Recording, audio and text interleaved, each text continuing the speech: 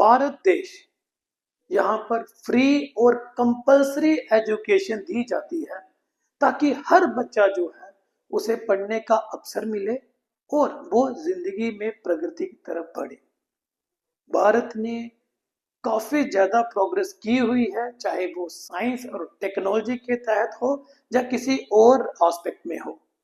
लेकिन फिर भी काफी ज्यादा मुझे ताज्जुब होता है कि जब कुछ लोग साइंस और टेक्नोलॉजी के हिसाब से ना सोचे बट पुरानी कृतियों के हिसाब से चलते हैं। तो मैं काफी ज्यादा परेशान हो गया जब मैं पिछले 2-3 दिन से एक किसी छोटे बच्चे की वीडियो को बार बार सोशल साइट्स पे देख रहा हूं और वहां के जो लोकल रिपोर्टर्स हैं या लोकल लोग हैं वो उस बच्चे की कंडीशन को साइंटिफिक वे में नहीं देख रहे हैं बट उसको अलग अलग चीजों से जोड़ रहे हैं।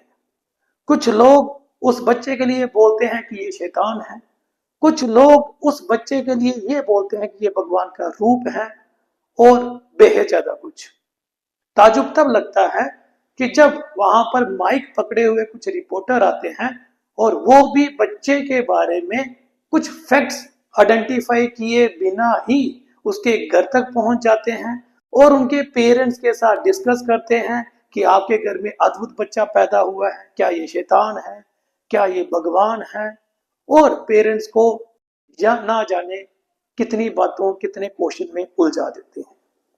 जी हाँ, मैं हाल ही में पटना में जो बच्चा पैदा हुआ है जो कि हर्पिन इक्थियोसिस नाम के सिंड्रोम से ग्रस्त है उसके बारे में बात कर रहा हूँ। इंडिया में सबसे पहला केस जो हर्पिन इक्थियोसिस का आया था वो 2016 में आया था। ऑल ओवर द वर्ल्ड जो है इसके 2016 में 200 केसेस के करीब पाए गए थे, जिसमें इंडिया में ओनली 3 वर रिपोर्टेड। बट आज के टाइम पे इनके जो नंबर हैं वो बढ़ते ही जा रहे हैं। 2016 के बाद 2017 में, फिर 18 में, 19 में, 21 में, 22 में ये केसेस पाए गए हैं और ये जो मोस्टली केसेस हैं ये फाइंड आउट हुए हैं उड़ीसा में, पटना में। राइट, अब क्या है हर्पिन इक्थियोसिस? देखिए, आपके स्क्रीन पर एक बच्चे की छवि दिखाई दे रही है, उसका वीडियो दिखाई दे रहा है। ये बच्चा बेसिकली जेनेटिक एबनॉर्मल है क्योंकि इसमें जो जीन होता है ABCA12 ये म्यूटेट कर चुका है और ये वाला जो जीन होता है ये रिक्वायर होता है for the formation of a particular protein जो कि स्किन के नॉर्मल डेवलपमेंट के लिए रिस्पॉन्सिबल होता है। जब इस जीन के अंदर म्यूटेशन होती है तो नेचुरली बात है कि स्किन का वो पर्टिकुलर प्रोटीन एबनॉर्मल होगा या कम प्रोड्यूस होगा, जिसकी वजह से स्किन जो है वो नॉर्मल पर्सन की तरह नहीं होती। जैसे आप बच्चे की बॉडी के ऊपर देख सकते हैं, इसकी बॉडी की जो स्किन है वहां पर आपको डिफरेंट डायमंड लाइक पैचेस और पीसेस दिख रहे होंगे और इसके बीच पे स्पेस है।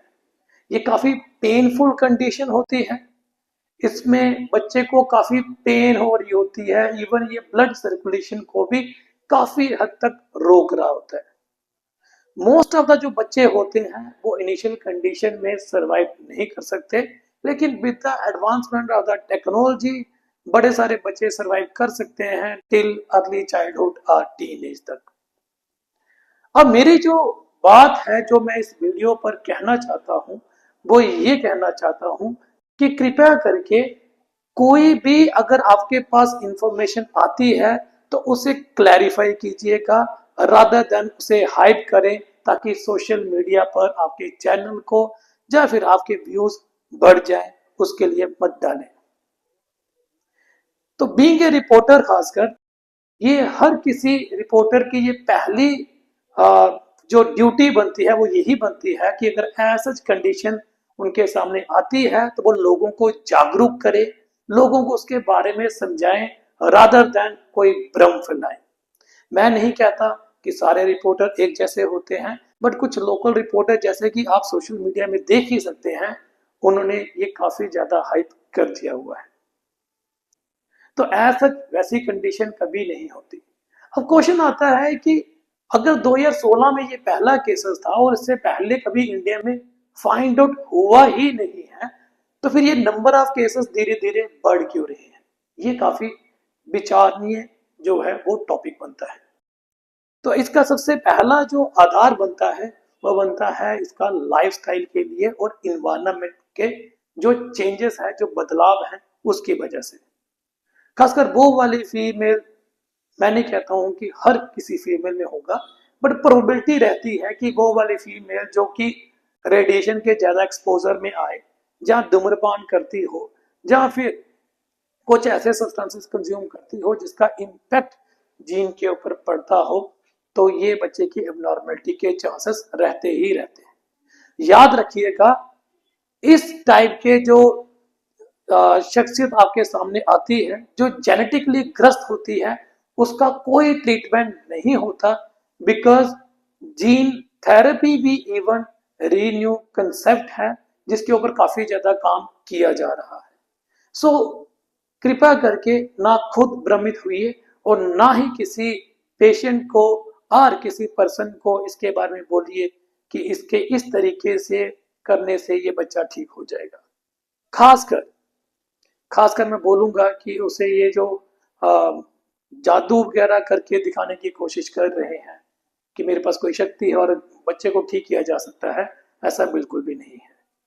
एंड अबव ऑल, प्लीज एक बार फिर से मैं आपसे कहना चाहता हूं, ऐसे वीडियो को अवॉइड कीजिए, रिपोर्ट कीजिए, शेयर मत कीजिए, और अगर आप शेयर करना ही चाहते हैं तो बी हम्बल, बी रिस्पॉन्सिबल, और वहां पर बताइए कि बेसिकली कंडीशन क्या है, ताकि जितने भी लोग उसके ऊपर कमेंट कर रहे हैं वो समझ सके कि ये एक रेयर जेनेटिक डिसऑर्डर है, रादर देन जो कि भ्रम फैलाया जा रहा है। थैंक्स।